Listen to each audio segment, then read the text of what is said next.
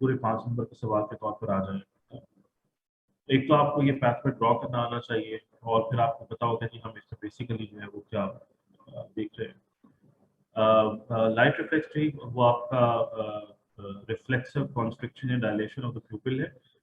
जो कि आप लोग जो है वो in response to the amount of light जो है उसको डेवलप करते हैं। फॉर एग्जांपल अगर आप ब्राइट लाइट जो है उसको इनकाउंटर करते हैं, तो आपकी जो आई बॉल के प्यूपिल्स हैं वो कॉन्स्ट्रिक्ट हो जाते हैं, ताकि जो अमाउंट ऑफ लाइट है जो कि आपकी आई बॉल में एंटर अप हो रही है उसको रिड्यूस किया जा सके। इसी तरह से अगर आप डार्क के अंदर बैठे होते हैं, तो आपकी आंख की जो पुतली है जिसको हम लोग प्यूपिल बोलते हैं, वो फैल जाती है, ताकि आपकी जो ज्यादा अमाउंट ऑफ लाइट है वो आपकी आंख के अंदर एंटर हो सके। This is a mechanism to refine your vision. और ब्राइट लाइट के अंदर ग्लेयर को प्रिवेंट करने के लिए, और जो आपकी डल लाइट होती है उसके अंदर जो है वो कंप्लीट ब्लाइंडनेस जो है उसको प्रिवेंट करने के लिए जो है ये आपके एडजस्टिव जो है वो मूवमेंट होती है। बिकॉज कि ये आपके कंट्रोल में नहीं है और ये आपको ऑटोमेटिकली हो रहा है, तो इसका जो कंट्रोल आ रहा होता है वो आपका ऑटोनॉमिक सिस्टम से आ रहा होता है, दैट इज एएनएस। तो इसका पाथवे बिल्कुल वही था जो हम लोगों ने ऑप्टिक आपका जो नर्व है उसका पाथवे देखा था, या जो हमने आपका विजुअल पाथवे था उसमें देखा था, कि आपका रेटिना, आपका optic nerve, optic chiasma, optic tract और लेटरल जेनिकुलेट बॉडी। यहाँ तक तो मामला जो है वो ठीक है। लेटरल जेनिकुलेट बॉडी के ऊपर जो है हम लोगों ने देखा था कि जी आपका मिड ब्रेन की तरफ जो है वो बहुत सारे जो है वो ब्रांचेस जो है वो निकल रही है। फॉर एग्जाम्पल हमने देखा कि जी आपका जो प्री टेक्टल एरिया है उसकी तरफ जो है वो ग्राफ्स निकल रही है, और हमने कहा था कि ये आपका रिफ्लेक्सिव एडजस्टमेंट्स होती है उसके लिए काम करता है। इसी तरह से जो कॉलिकुलर एरिया था, कॉलिकुलर एरिया की तरफ जो है वो आपकी ब्रांच निकल रही थी, और हमने कहा कि ये आपका हेड एंड नेक और आई बॉल की movement towards the source of sound, या जो डिस्टर्बेंस आपके एनवायरनमेंट में क्रिएट होती है उसकी तरफ मूव करने के लिए हेल्प आउट करता है। इसी तरह से एमिगडालॉइड कॉम्प्लेक्स की तरफ और लिम्बिक जो है वो आपका जो सिस्टम होता है उसकी तरफ से वो ब्रांचेस इसकी निकल रही थी। और यहीं पर एक ब्रांच जो है वो आपका ऑटोनॉमिक एक न्यूक्लियस होता है, जिसको जो है वो आप एडिंगर वेस्टफॉल न्यूक्लियस बोलते हैं। ये जो एडिंगर वेस्टफॉल न्यूक्लियस है ये बेसिकली जो है वो आपका ऑटोनॉमिक जो है वो न्यूक्लियस पड़ा हुआ है। और ये जो न्यूक्लियस है इससे निकलने वाला जो आपका फाइबर होता है वो क्रॉस करता है दोनों ही साइड के ऊपर।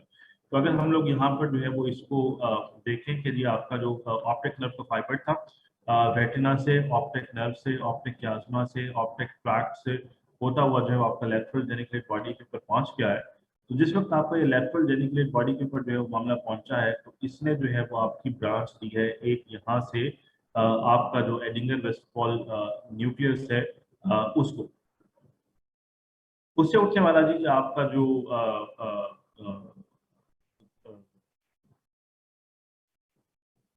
जो आपका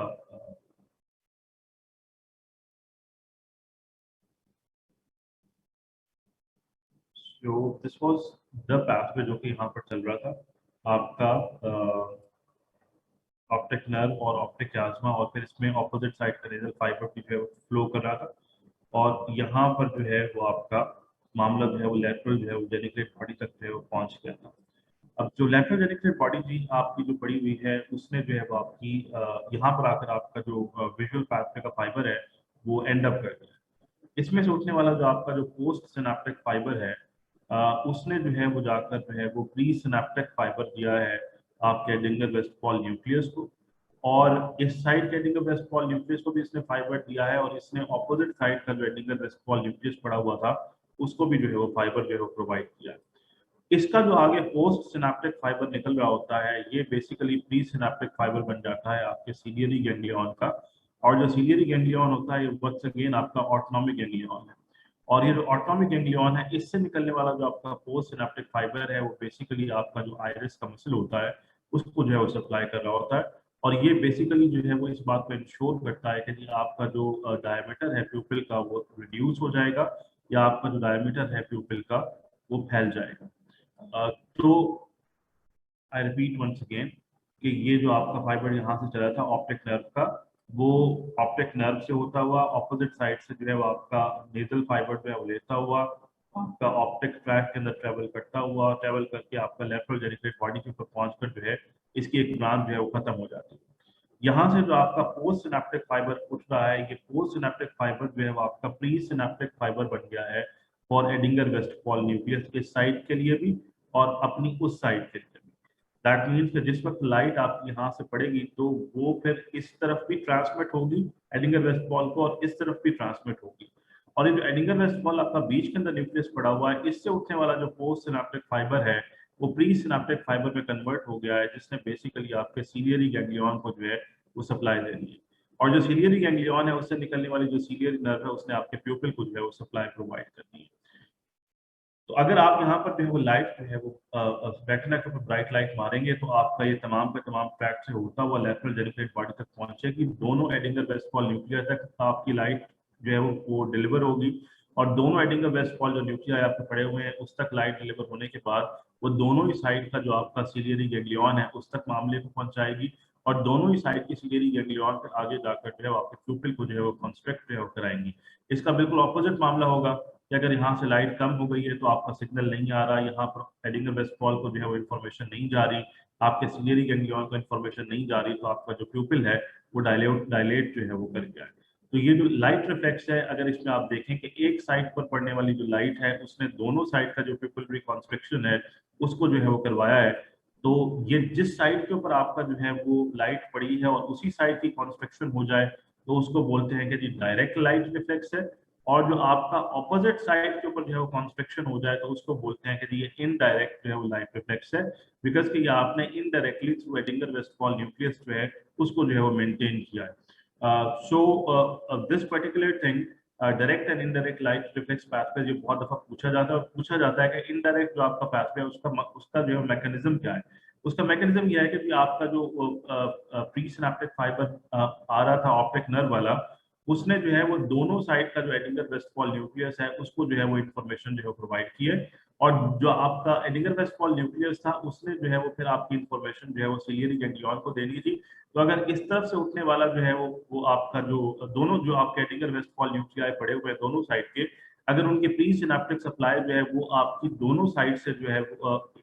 इधर से भी आ रही है और इधर से भी जो है वो आपकी डेवलप हो रही है, तो जो बायलैटरल कनेक्शन आप डेवलप करते हैं ये आपका जो इनडायरेक्ट लाइट रिफ्लेक्स जो है वो डेवलप करने में हेल्प आउट करता है, बिकॉज कि यहाँ से उठने वाला फाइबर इधर के एडिंगर वेस्टफॉल से भी कनेक्टेड है और इधर वाले से भी कनेक्टेड है, और यहाँ से उठने वाला जो फाइबर है वो इधर वाले से भी कनेक्टेड है और इधर वाले से भी कनेक्टेड है। एज ए दैट बिकॉज कि जो प्री सिनेप्टिक फाइबर होता है किसी भी एडिंगर वेस्टफॉल न्यूक्लियस का, वो दोनों ही साइड को भी आपकी जो है वो सप्लाई जो है प्रोवाइड कर रहा होता है। दैट इज वाई आपका जो सीलियरी गैंग्लियन है वो आपकी दोनों साइड के ऊपर जो कंस्ट्रक्शन है उसको जो है प्रोड्यूस करवाने की जो है कैपेसिटी रखता होता है। So this is the direct and indirect light reflex pathway, जो कि बहुत फ्रीक्वेंटली जो है आपके एग्जाम के अंदर जो है पूछ लिया जाता है। और ये जो आपका प्रैक्टिकल होता है उसमें भी एक पूरा लॉन्ग प्रैक्टिकल जो है आपका डायरेक्ट और इनडायरेक्ट लाइट रिफ्लेक्स का आता है, उसके ऊपर भी बहुत फ्रीक्वेंटली जो है वो आपके ये जो पाथवे होता है उसकी जो लीजन होती है वो बहुत फ्रीक्वेंटली जो है पूछी जाती है।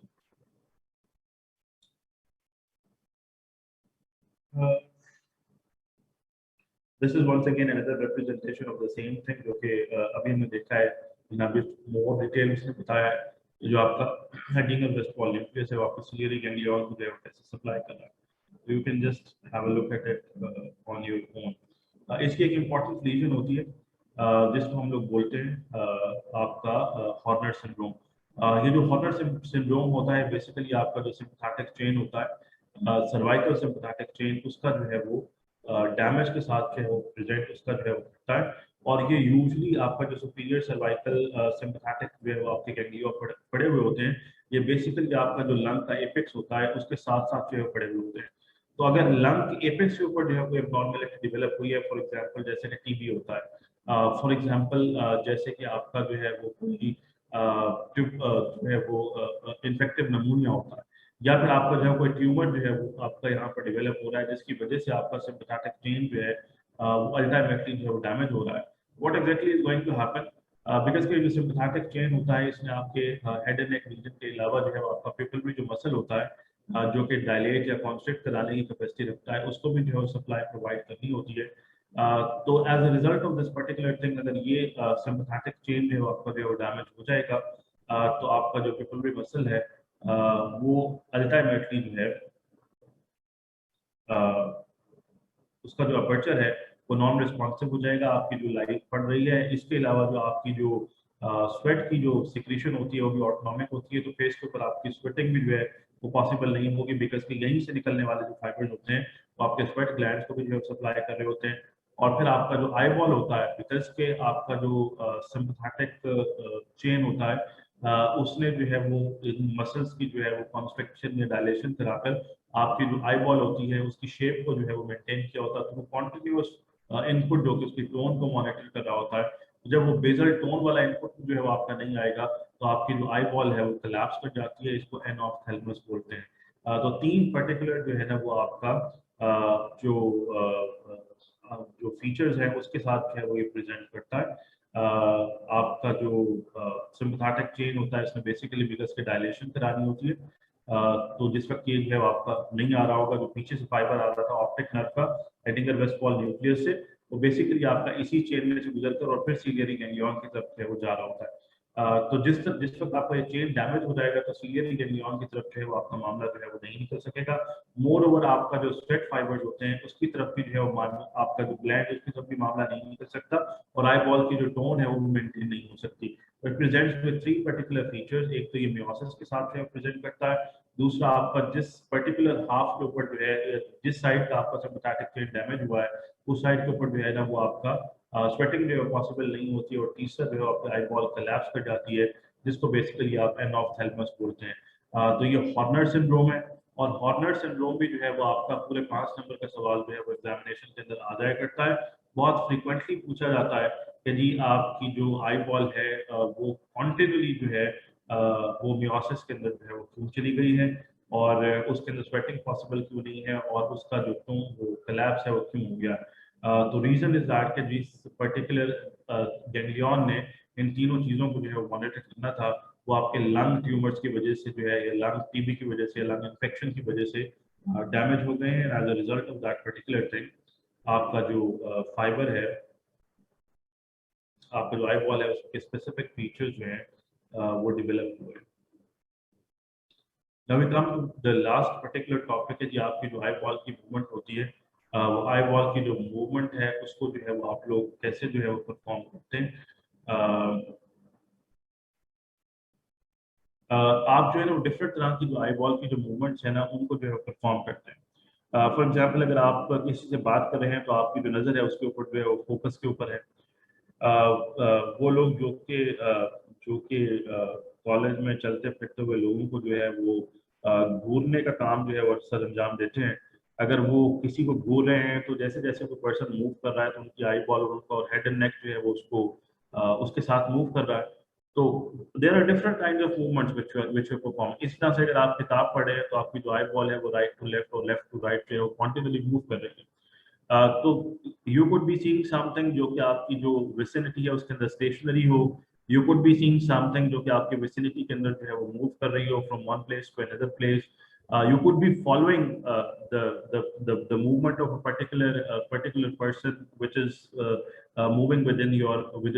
visual field। या फिर आप जो है वो अपनी आई बॉल को जो है ना वो एक से दूसरे तीसरे चौथे पांचवें फोकस के ऊपर जो है वो फोकस करके और फिर फोकस को मल्टीपल टाइम्स तब्दील कर रहे हैं, जैसे कि आप किताब पढ़ते हुए या जो है वो मोबाइल फोन के ऊपर जो है वो टेक्स्ट पढ़ते हुए जो है वो अपनी आई बॉल को जो है एक सेक्शन से दूसरे तीसरे चौथे सेक्शन पर कॉन्टिन्यूली मूव करते हैं। तो हमारे पास जो है ना वो दो एरियाज होते हैं जो कि आपकी जो आई बॉल होती है उसको किसी फोकस के ऊपर फिक्स करने के लिए या फिर उसको जो है वो वहां से अनलॉक कर और किसी और फोकस के ऊपर जो है फिक्स करने के लिए जो है हमारे पास जो है वो इस्तेमाल होते हैं। तो जो वॉलेंट्री फिक्सेशन होती है, यानी कि आप किसी से गुफ्तगू कर रहे हैं, आप अपने फ्रेंड से गुफ्तगू कर रहे हैं और वो आपके सामने मौजूद है, तो आपकी आई बॉल कॉन्टिन्यूसली उसको देख रही है, उसी के ऊपर फिक्स है। तो ये जो बेसिकली आप वॉलेंट्री फिक्सेशन करते हैं कि आपने एक पर्टिकुलर फील्ड को जो है ना, फील्ड ऑफ विजन को जो है ना वो आइडेंटिफाई कर और उसके ऊपर अपनी आई बॉल जो है उसको जो है फिक्स कर लिया है। तो ये बेसिकली आपका जो है सेकेंडरी विजुअल एरिया जो पड़ा हुआ होता है। प्राइमरी विजुअल एरिया आपका V1 होता है जो कि बेसिकली जो है वो आपका विजुअल इंफॉर्मेशन की इंटरप्रिटेशन ले रहा होता है, और जो आपका V2 एरिया पड़ा होता है ये इसके इर्द गिर्द जो है वो मौजूद होता है। और ये जो आपका एरिया होता है बिल्कुल वही काम करता है जो सेकेंडरी आपका जो एरिया होता है सेंसरी वो काम करता है। यानी कि जो आपकी इंफॉर्मेशन आई है उसके अंदर जो डेप्थ प्रोवाइड करनी है, आपने शेप्स को जो है वो डिसाइफर करना है, कलर्स को डिसाइफर करना है, वेट्स को डिसाइफर करना है, डिस्टेंसेस को डिसाइफर करना है, और फिर जो 3D इमेज आप डेवलप करते हैं, यानी कि विजुअल इंफॉर्मेशन में आपने जो डेप्थ डेवलप की है और जो ह्यूमन इंटरप्रिटेशन डेवलप की है, वो आपका सेकेंडरी विजुअल एरिया का काम होता है। सेकेंडरी विजुअल एरिया है जी, ये आपकी लॉकिंग ऑफ आई बॉल भी जो है वो करवाता है। इसी तरह से आपका जो प्री मोटर एरिया पड़ा हुआ होता है, ये प्री मोटर एरिया जो है वो आपका अनलॉकिंग ऑफ आई बॉल जो है वो करवाता है, और ये फ्रंटल कॉर्टेक्स के अंदर पड़ा हुआ होता है। अब ये एक सवाल जो है बहुत फ्रिक्वेंटली पूछा जाता है कि आपका जो सेकेंडरी विजुअल एरिया है वो तो आपका ऑक्सीपिटल कॉर्टेक्स में पड़ा है, जबकि आपका जो मोटर एरिया है वो तो आपका जो है वो पड़ा हुआ है फ्रंटल कॉर्टेक्स के अंदर। तो इन दोनों के दरमियान जो है वो इतना तवील जो है वो बैंड जो है वो कैसे डेवलप होता है, दैट इज के जी जो आपके कॉर्टिकोफ्यूगल फाइबर्स होते हैं, कल हम लोगों ने पढ़ा था आपका विजुअल सिस्टम के साथ, कि जो आपका सेकेंडरी विजुअल एरिया होता है जिस वक्त ये एक्टिवेट हुआ हुआ होता है, विजुअल इंफॉर्मेशन रिसीव कर रहा होता है, एक्टिवेट हुआ हुआ होता है, और इसने किसी को फिक्सेशन करवानी होती है, तो फिर ये अल्टीमेटली एक इनहिबिटरी फाइबर भेजता है आपके फ्रंटल लोब की तरफ, और जो फ्रंटल लोब के अंदर इसका जो एरिया पड़ा हुआ होता है जो कि आई बॉल्स की मूवमेंट को जो है कंट्रोल कर रहा होता है, उसको जो है ये इनहिबिट कर देता है। तो यहाँ से पॉजिटिव इन्फ्लुएंस आया, इस पॉजिटिव इन्फ्लुएंस ने इसको जो है वो पॉजिटिव इन्फ्लुएंस प्रोवाइड किया, लेकिन इसने आगे एक इनहिबिटरी न्यूरॉन भेजा जिसने आपके फ्रंटल एरिया को जो है इनहिबिट कर दिया। और अगर जो है वो आपने जो है वो इस पर्टिकुलर एरिया की जो स्टिमुलेशन है उसको जो है वो खत्म कर दिया है, तो ये इनहिबिशन जो है वो खत्म हो जाएगी, और as a result of that आपका ये एरिया काम करने के काबिल हो जाएगा। दैट मीन्स के आपका जो एक पॉइंट पर आपकी जो आई बॉल है वो फिक्स पड़ी हुई है, तो उस फिक्सेशन को खत्म करके उसको अनलॉक करने के अंदर जो है वो हेल्प आउट करेगा। अब अगर जो है वो आपने अपनी जो आई बॉल का जो फोकस है उसको मल्टीपल टाइम जो है वो लॉक और अनलॉक करना है, फॉर एग्जाम्पल यदि आप किताब पढ़ रहे हैं और आप जो है कॉन्टिन्यूसली जंप कर रहे हैं एक से दूसरे तीसरे चौथे वर्ड के ऊपर, और हर वर्ड के ऊपर जो है आप अपनी आई बॉल की जो है जो विजन है उसको फोकस करके और फिर अनलॉक करके दूसरे तीसरे और चौथे वर्ड के ऊपर बहुत रैपिडली मूव करना है, तो व्हाट हैपेंस कि इसके दरमियान एक ऑसिलेटरी सर्किट चल पड़ता है, कि स्टिमुलेशन हुई, इसने इसको इनहिबिट किया, फिर ये इनहिबिट हो गया, फिर ये पॉजिटिव हो गया, और ये जो साइकिल होता है पॉजिटिव नेगेटिव का, ये क्वांटिटी एक दूसरे के दरमियान ऑसिलेट होता रहता है, and as a result of this oscillatory reverberatory circuit आप जो है वो एक पर्टिकुलर फोकस से दूसरे पर्टिकुलर फोकस के ऊपर जो है वो जो आपका जो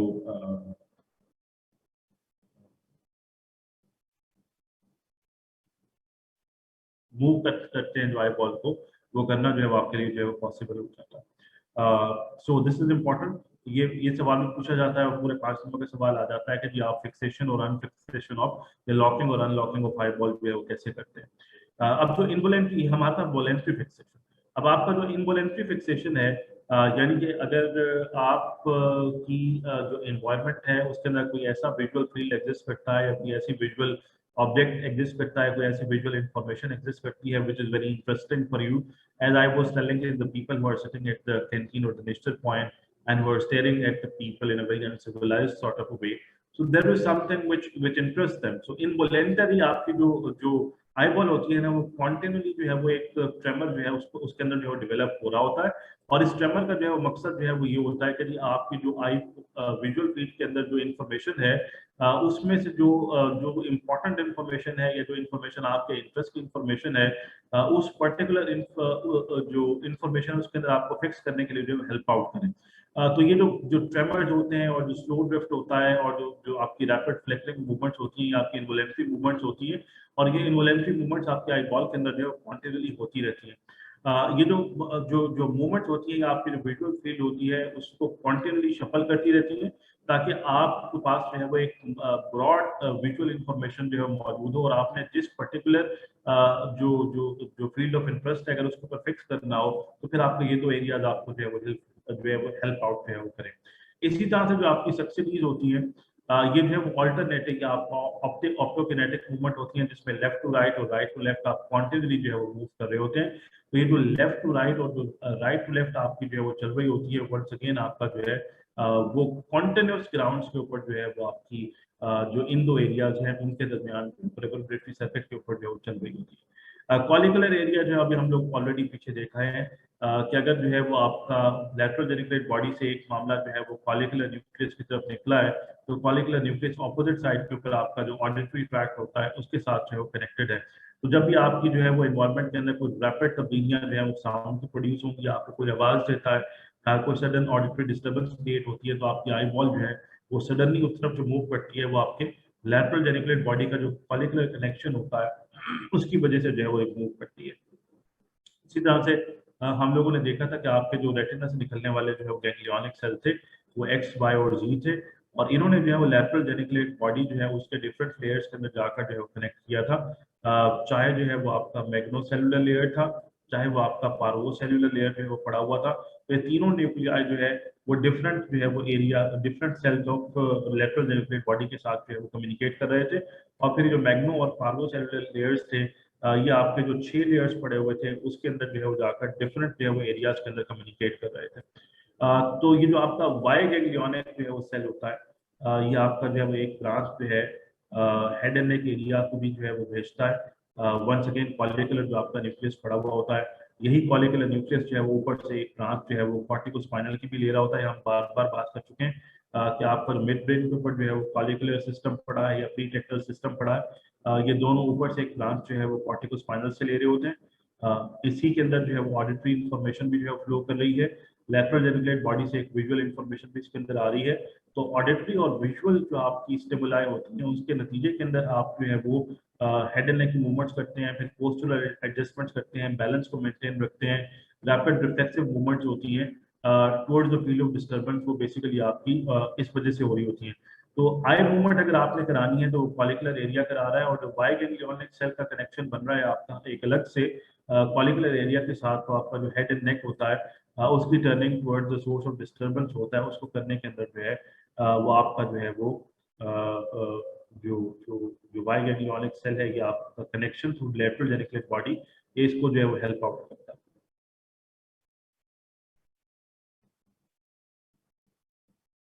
इंटरफेरेंस एक्साइटेशन न्यूरॉन्स,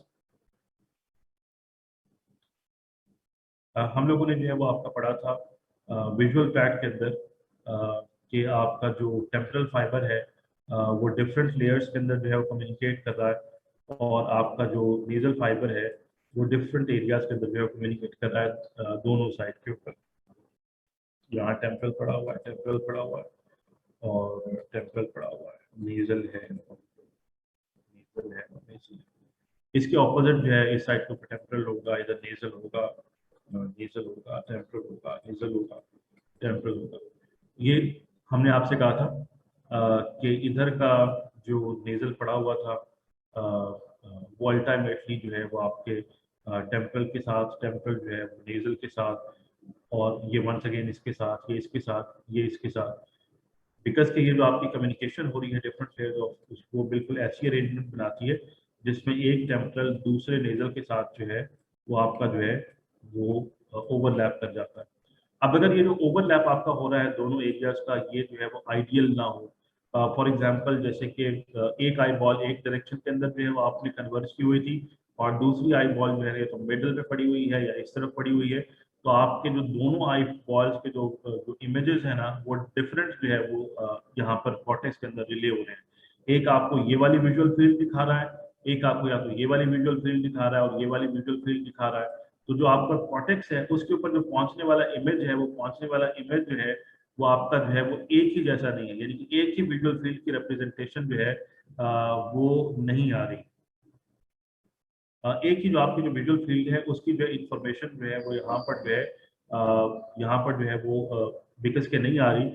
तो आपका एक साइड का कॉर्टेक्स जो है वो डिफरेंट इमेज देख रहा है, और आपका जो दूसरा साइड का कॉर्टेक्स है वो दूसरा इमेज देख रहा है।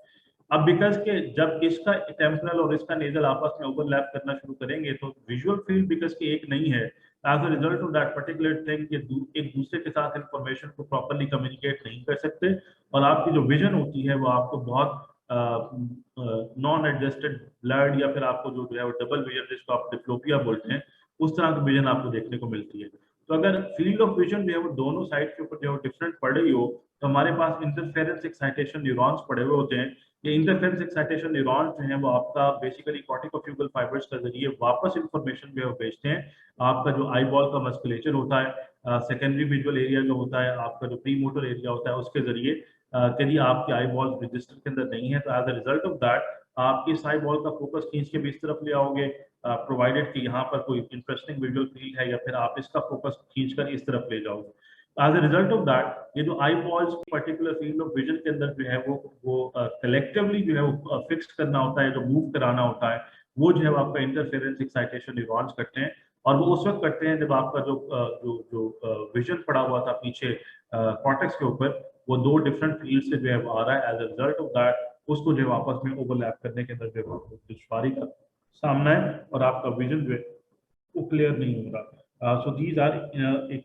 इंटरफेरेंस एक्साइटेशन न्यूरॉन, जिनका काम जो है वो आपका सबसे आखिर के अंदर जो है वो डेवलप होता है।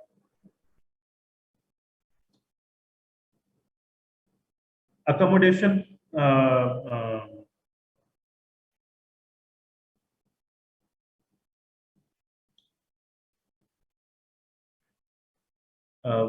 अकोमोडेशन जो है हम उस पर्टिकुलर प्रॉपर्टी को बोलते हैं कि आपका जो लेंस होता है एज पर डिस्टेंस, जिस डिस्टेंस के ऊपर आपने फोकस किया है उसकी जो शेप है वो अपने आप को चेंज कर लेती है। अगर आपने दूर की जो है वो चीज़ देखनी है तो रेजर फ्लैटनिंग होना शुरू हो जाएगी। अगर करीब करीब की चीज़ देखनी है तो कर्वेचर जो है वो आपका इंक्रीज होना शुरू हो जाएगा। ये बेसिकली जो है वो आप जिस पर्टिकुलर मैकेनिज्म के जरिए जो है वो अचीव करते हैं उसमें तीन इंपॉर्टेंट जो है वो टर्मिनोलॉजीज यहाँ पे पड़ी हुई हैं। क्रोमैटिक एब्रेशन है, न्यूरल कन्वर्जेंस है, फोवियल डिप्रेशन है, और आपका जो लेंस है उसकी जो है वो ऑसिलेशन है। क्रोमैटिक एब्रेशन का मतलब ये होता है कि आप स्पेसिफिक जो वेवलेंथ्स गुजर रही होती हैं उसमें से जो आपकी अननेसेसरी जो वेवलेंथ होती है उन पर्टिकुलर वेवलेंथ की जो डिस्पर्शन है उस डिस्पर्शन को जो है वो मिनिमाइज करते हैं। बिकॉज अगर जो है वो आपने करीब की चीज देखनी है और आपका जो लेंस है उसकी शेप जो है वो तब्दील नहीं हो पाती, तो as a result of that आपका जो डिस्पर्शन ऑफ लाइट है वो जो है it is suppose to be far more superior as compare. अगर आप इसको जो छोटा कर लें तो फिर उसका जो स्कैटर होता है वो मोर होता है। तो ये आपकी क्रोमैटिक जो एब्रेशन है उसको जो है वो प्रिवेंट करता है। न्यूरल कन्वर्जेंस मींस कि आपकी जो दोनों आई बॉल्स होती हैं वो मीडियली जो है वो मूव कर जाती हैं। ये जो मीडियल मूवमेंट होती है ये आपकी इसी पर्टिकुलर जो है वो जो प्री मोटर ये सेकेंडरी विजुअल एरिया और जो प्री मोटर फ्रंटल एरिया है इसकी हेल्प आउट की वजह से होती है। और वो हेल्प आउट होता है जिस वक्त आपका पीछे से कॉर्टिकोफ्यूगल फाइबर जो है वो यहाँ पर जो है ट्रेवल कर रहा होता है। फोवियल जो है वो आपका डिप्रेशन, आपकी जो आई बॉल है उसका जो सेंट्रल पोर्शन होता है जहाँ पर मैंने आपसे कहा मैक्सिमम क्वांटिटी ऑफ आपका जो कॉन्स है वो सॉरी हाँ जो कौन से आपका अवेलेबल होता है और मोस्ट डिफाइंड विजन को जो वो देख रहा होता है। आई बॉल को कन्वर्ज किया जाता है इस तरीके से या उसको मोड़ा इस तरीके से जाता है कि जो फोबी आपका पड़ा हुआ है तो मैक्सिमम विजन दे रहा है वो आपको उस फोकस के ऊपर जो है कन्वर्ज रहे ताकि आप रिफाइनेस्ट पॉसिबल विजन जो है उसको जो है वो ले सकें। और आपकी लेंस ऑसिलेशन यानी कि लेंस की शेप की तब्दीली, वो तब्दीली जो कि आपका जो है वो जो सस्पेंसरी लिगामेंट्स होते हैं लेंस के जो कि वेस्कुलर कोर्ट्स के ओरिजिन कर रहे होते हैं, वंस अगेन आपका ऑटोनॉमिक कंट्रोल होता है। तो जो लेंस की आपकी शेप की तब्दीली है ये तमाम की तमाम चीजें मिलकर जो है आपका अकोमोडेशन जो है उसको प्रोवाइड करती है। यानी कि फोकसिंग फॉर नियर ऑब्जेक्ट्स और फोकसिंग फॉर डिस्टेंट ऑब्जेक्ट्स, उसमें आप जो है वो जो लाइट का स्कैटर है उसको रिड्यूस करते हैं। फिर न्यूरोलॉजिकल आई बॉल्स को जो है एक पर्टिकुलर फोकस पर कन्वर्ट करते हैं। जो फोबियल आपका जो पड़ा हुआ होता है डिप्रेशन, उसको जो है वो फोकस में लाया जाता है और जो लेंस है उसको ऑसिलेट करके आप एक स्पेसिफिक जो है वो कर्वेचर अचीव करते हैं which is fit to focus for that particular thing, जो कि आपकी इस पर्टिकुलर जो है वो आई बॉल के लिए जो है वो इम्पोर्टेंट है। तो अकोमोडेशन जो है that is a property which is dependent on these particular four phenomena, जो कि आपका जो आई बॉल है उसको जो है वो डेवलप करता है।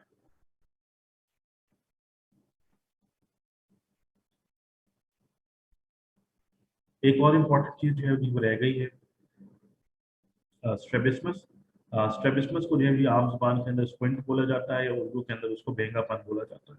यानी कि एक आई बॉल जो है वो एक डायरेक्शन में मूव कर रही है और जो दूसरी आई बॉल है वो दूसरी डायरेक्शन के अंदर जो है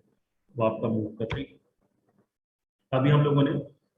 एक फ्रंटल जो है वो प्री मोटर एरिया जो है वो देखा है और हमने कहा कि प्री मोटर एरिया जो आपका पड़ा होता है फ्रंटल कॉर्टेक्स के अंदर, ये आपका पीछे कनेक्टेड है सेकेंडरी विजुअल एरिया के साथ। और सेकेंडरी विजुअल एरिया जो है वो आपका लाइट पैथवे के साथ जो है वो कनेक्टेड है। तो ये जो आपका फ्रंटल कॉर्टेक्स होता है ये आपका प्री सिनेप्टिक फाइबर जो है प्रोवाइड कर रहा है। सिक्स्थ नर्व जो आपका जो न्यूक्लियस है उसको क्रेनियल नर्व हमारे पास 12 होती हैं। पहली जो दो होती हैं वो डायरेक्टली आपकी जो है वो कॉर्टेक्स में जाती हैं। अगली दो जो है वो आपकी मिड ग्रेड पर पड़ी होती हैं, अगली चार पॉन्स के ऊपर, अगली चार जो है वो आपके मिडल्ला के लेवल के ऊपर। तो पॉन्स के लेवल के ऊपर जो है हमारे पास ये छठी नर्व जो है वो मौजूद है। एक ये जो है वो छठी नर्व जो आपका उसको जो है प्री सिनेप्टिक जो है वो फाइबर जो है प्रोवाइड करता है। और जो इससे उठने वाला जो फाइबर है वो बेसिकली आपका जो थर्ड नर्व का न्यूक्लियस है उसको जो है प्री सिनेप्टिक फाइबर जो है प्रोवाइड करता है। और ऑपोजिट साइड का जो आपका जो थर्ड नर्व का न्यूक्लियस होता है उसको प्री सिनेप्टिक फाइबर प्रोवाइड करता है। और जो सेम साइड का आपका जो जो जो मसल है, जो रेक्टर जो कि आई बॉल को जो है की मूवमेंट को जो है कंट्रोल कर रहा होता है, उसी को भी जो है वो सप्लाई करता है। या लेटरल रेक्टस होता है, या आपकी आई बॉल को लेटरल डायरेक्शन में खींचता है। और यहाँ पर एक ये आप प्रैक्टिकल के अंदर डिटेल में करें। और मीडियल रेक्टस होता है जो कि बेसिकली तीसरी नर्व से जो है सप्लाई हो रहा होता है। तो आपका जो ये प्री मोटर एरिया पड़ा हुआ था, इसने प्री सिनेप्टिक सप्लाई दी छठी नर्व के न्यूक्लियस को, जो बेसिकली जो है वो आपका इस पर्टिकुलर जो मसल है जिसने लेटरली आई बॉल को खींचना होता है, उसको जो है वो सप्लाई करना है। लेकिन इसी ने जो है आपका प्री सिनेप्टिक फाइबर दिया ऑपोजिट साइड का जो आपका न्यूक्लियस पड़ा होता है तीसरी नर्व का, जो मीडियल वेक्टर्स को जो है सप्लाई कर रहा होता है। प्री सिनेप्टिक जो है post synaptic fibre medial vectors को सप्लाई कर रहा होता है। इसका मतलब यह है कि डायरेक्टली आपने लैटरली खींचने के लिए भी सप्लाई दी है, और इनडायरेक्टली जो है आपने मीडियल जो है वो पुश देने के लिए भी जो है वो सप्लाई जो है वो उसको प्रोवाइड की। As a result of that आपकी जो आई बॉल्स होती हैं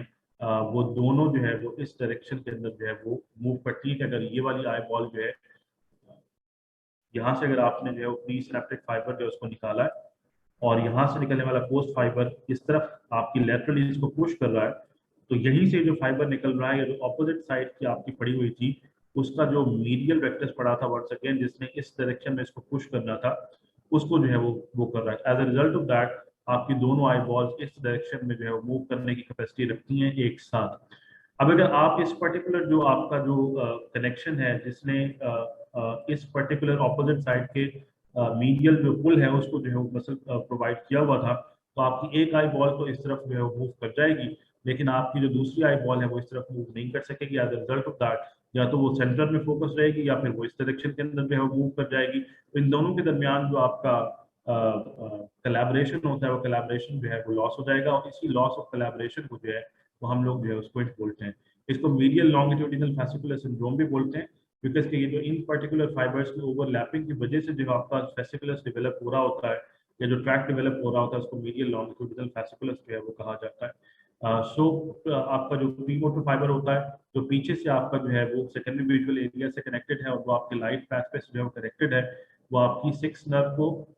न्यूक्लियस जो है प्रोवाइड प्री सिनेप्टिक सप्लाई देता है। इससे निकलने वाला फाइबर जो है वो आपकी लैटरल पुल के लिए जो है वो इस्तेमाल होता है, यानी कि अपनी आई बॉल को लैटरली जो है वो देखने के लिए जो है वो इस्तेमाल होता है। लेकिन यही जो है ऑपोजिट साइड को मीडियल पुल करने के लिए भी जो है वो इस्तेमाल होता है। As a result of that आप जो है वो किसी भी डायरेक्शन के अंदर मूव करें, अगर ये आई बॉल इस तरफ मूव कर रहे हैं तो ये इस तरफ मूव करेगी, और अगर ये आई बॉल आप इस तरफ मूव कर रहे हैं तो ये आई बॉल इस तरफ मूव करेगी। इन दोनों के दरमियान सिंक डेवलप हो जाता है। अगर जो है वो इस पर्टिकुलर जो है ट्रैक को जो है वो डैमेज कर दिया जाए,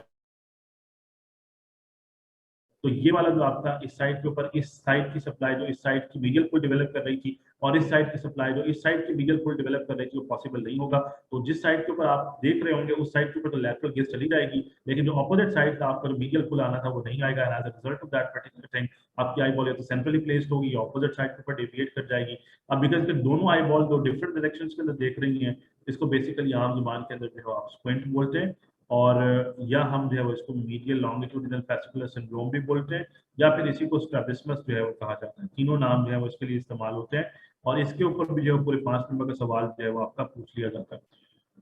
स्ट्रैबिस्मस के ऊपर भी जो है वो आपका आ जाता है, और ये पूरा एक आपका लॉन्ग प्रैक्टिकल भी होता है जिसके अंदर आप स्ट्रैबिस्मस जो है उसको जो है मॉनिटर करते हैं जब आप प्रॉफ जो है वो दे रहे होते हैं।